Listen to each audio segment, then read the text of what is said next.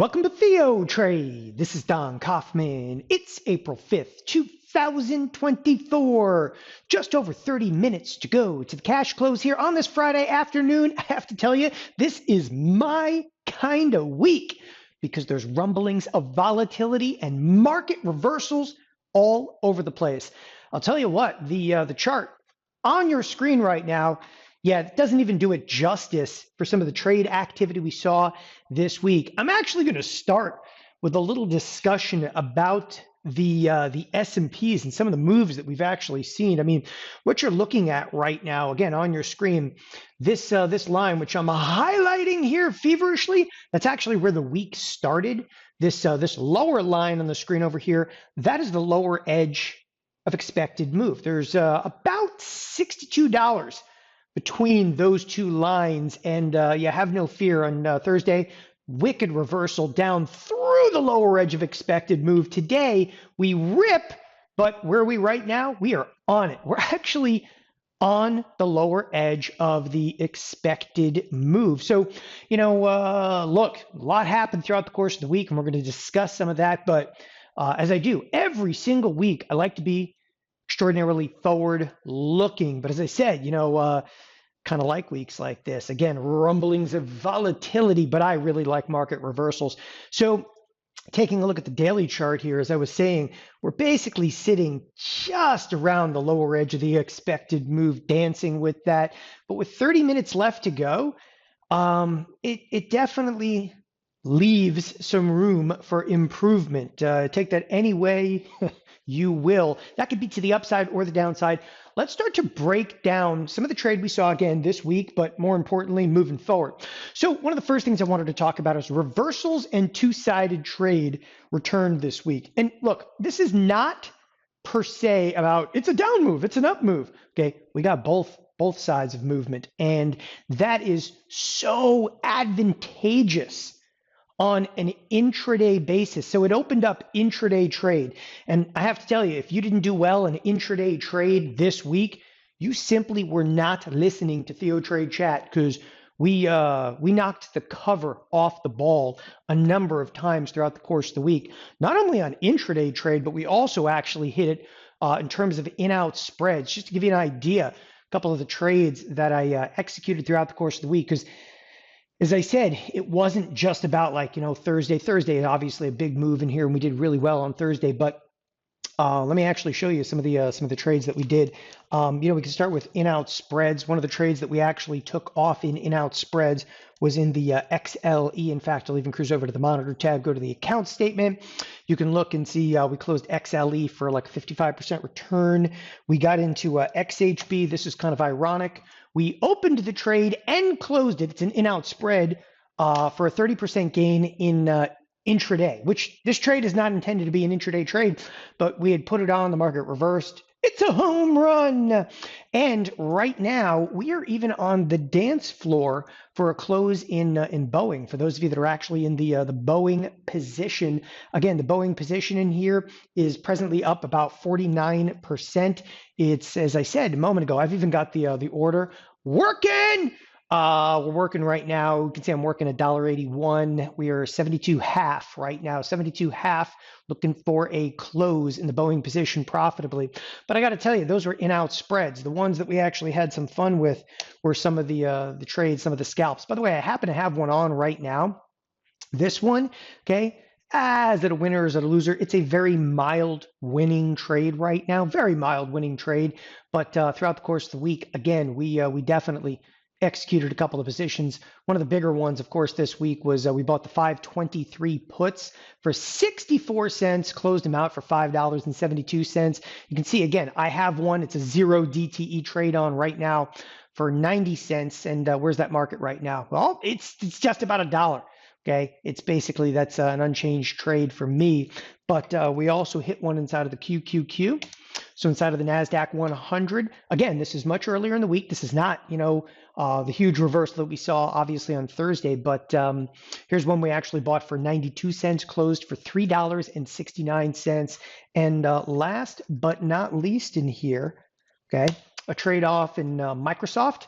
Okay, this one we actually opened in Microsoft for 250, closed for 425. You know what? I don't mind showing this either. We even had a scratch trade, scratch inside of none other than JP Morgan. So pretty much everything we put on throughout the course of this week on an intraday basis, whether it was calls, whether it was puts, was profitable. So again, and I don't want to assign like, that's because we were bullish or that's because we were bearish, right? No, it had nothing to do with that. It had everything to do though with two-sided trade.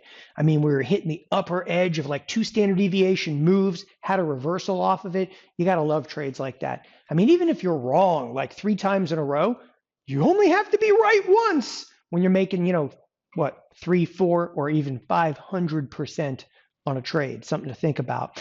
Anyway, reversals in two-sided trade, well, let's hope that that continues, and it's exactly what I'm going to talk about right now. So, price action throughout the course of this week was excellent. It's excellent for intraday trade. It's excellent for in-out spreads, and it's starting to open the door for significantly more premium selling.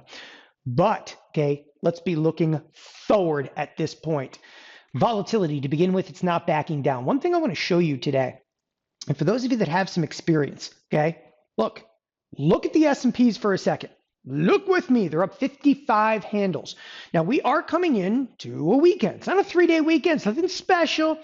Clearly, there's some geopolitical risk in the marketplace. There's no question about that. Oil already made its move up, but there's geopolitical risk going on. But we do have a marketplace that is up and up quite substantially. Where are volatility futures? Where are volatility futures? This is the interesting thing. The jobs number came out this morning right here. Where are volatility futures right now? They're actually slightly higher. Okay. If you're looking at that and you go, yeah, that is interesting. No, it's even more interesting when you start looking at VIX. Right? So jobs number comes out, the jobs number, what was it? Who cares? It was actually an absolute home run. And the market initially didn't love it, but the bottom line is this. When you rally, and you rally quite substantially, and today, you're looking at it, you're like, look, we got back some of the losses from yesterday. No, look, okay, we're at the lower edge of the expected move. That's really what matters. But what matters moving forward, volatility is not backing down. It is just simply not backing down, which for the most part just screams, there's more coming. That's the only way that you can really look at this. You can paint a lot of different pictures. You can say there's geopolitical risk. You can say this, that, and the other thing. Okay, there's something wrong in the marketplace right now, and trade is not going to back off in terms of volatility. Now, you can look at VIX until you're blue in the face, all right? But I think you should actually look at stuff like what? That confirms it, VVIX. This is the volatility index. You do realize, once again, the S&Ps are up now 60 handles. VVIX is actually unchanged. Short duration volatility, it has contracted. People, it's a Friday. Of course it should contract. It's, 9-day volatility, but it's contracted mildly. 3-month volatility is actually flat. It's really, really unusual. The other thing that's crazy unusual is for those of you that do look at skew, right? I'm actually going to switch the chart here from a candle chart over to, let's make it a line chart. What did you see this? So yesterday was a big sell side activity, but skew actually ticked up, which is indicative of nobody was selling premium yesterday. No, they were buying premium with a marketplace that was actually selling off. There was a real, fear being seen in yesterday's marketplace. But again, more importantly and more appropriately, today is what's so critical.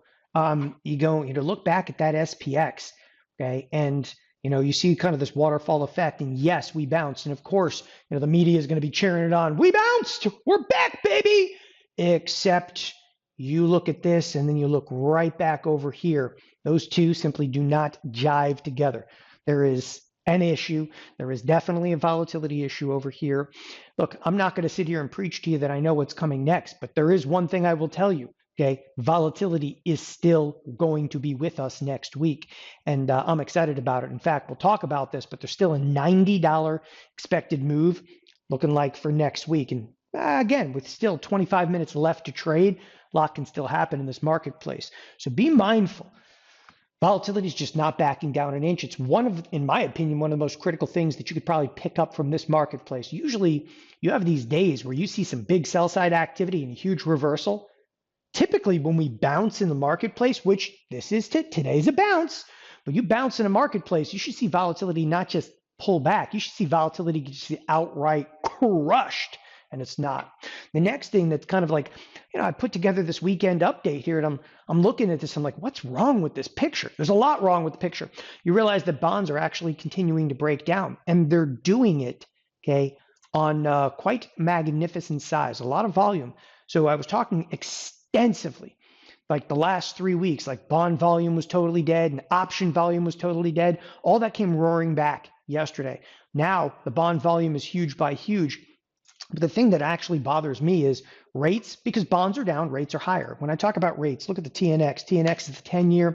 The 10-year right now, it's got a bid back under it. We're very close to recent closing highs, but this is the highest, okay, we've seen in terms of the 10-year since all the way back here being like late November. So some of the highest interest rates you've actually seen. And you look at this and you go, wait, time out for a second. You're telling me there's higher rates? Yeah, that should put some pressure to the market. But right now, I'm pretty convinced that the market, right, it's just in like, nothing matters, man. We got Meta. We got NVIDIA. We don't need no stinking interest rates. That's kind of the way you start feeling at a point in time like this, where you literally look and go, it's okay, man, Microsoft is going to be here for us. Amazon will save the day, because you look around, list some of the usual suspects. There's, as I said, there's a huge bounce. Volatility, okay? Volatility is not backing down. There's got to be reasons for that. And the market is just shrugging off right now what's going on inside of bonds. I mean, that is, the S&Ps are shrugging off what's going on in bonds. And I got to tell you, I'm bothered by that. And if you're, as I said a moment ago here, big bad bonds, they are back, all right? And they are. Some big sell side activity in the bond market throughout the course of this week. By the way, another way to look at this, I like to look at stuff a little bit more. I'm a statistically inclined individual. Look at how far outside, for those of you that speak expected move trader geek, this is standard deviation, okay? So if that's a 1 standard deviation move right there, okay, that's the 1 standard deviation move. Where are we right now? Yeah, we appear, okay, to be well into like 2.5 deviation kind of territory in the bond market. And yes, the S&Ps this week, just so we're all clear, the S&Ps are effectively going to close down on the week. They bounced today, but again, there's still risk coming in. The bond market, though, I would say this: do not take that bond market with a grain of salt, because if you do and get in some trouble over there, those bonds, they are real and they are spectacular at this point. It's a big sell-off inside of the bond market. Again, I do not want to belittle that one. I want to make sure that you guys understand that means rates are going to be higher, and that's going to have some implications. You know, you think rates higher, it should help the financials, okay? Right now, though, the financials are on just an incredible rip. Yesterday saw some volatility, a little bit of a bounce back. But these could be on the dance floor for some real pain in the very near term. All right, switching gears just a little bit. So we saw this morning, this is Friday, right? So we saw this morning the non-farm payrolls. And I think everybody kind of recognized those non-farm payrolls, okay? They were hot. I mean, they were hot. The 303, okay? That was 303,000. The estimate was for 214,000. So no question about it, okay, non-farm payrolls came in hot, which is, again, one of the reasons that, of course, that the bond market backed off. But how it sparked a rally inside of the S&Ps is, well, you know, listen, order flow dictates, okay? Just, you know, follow the order flow. But there's some aspects of this that really, okay, don't resonate well with me. We could point to inflation, okay, all day long by looking at something like oil. But you could also start screaming in oil about geopolitical risk. So you can actually come up and say, like, you know what? Yeah, oil is definitely, I mean, like, look, any way you want to put it, yes, oil might be up because of geopolitical risks, but oil being up is inflationary. Okay, there's another really critical problem, because I put in here, if gold is a sign of inflation, well, if gold is a sign of inflation, then we are in serious, serious trouble.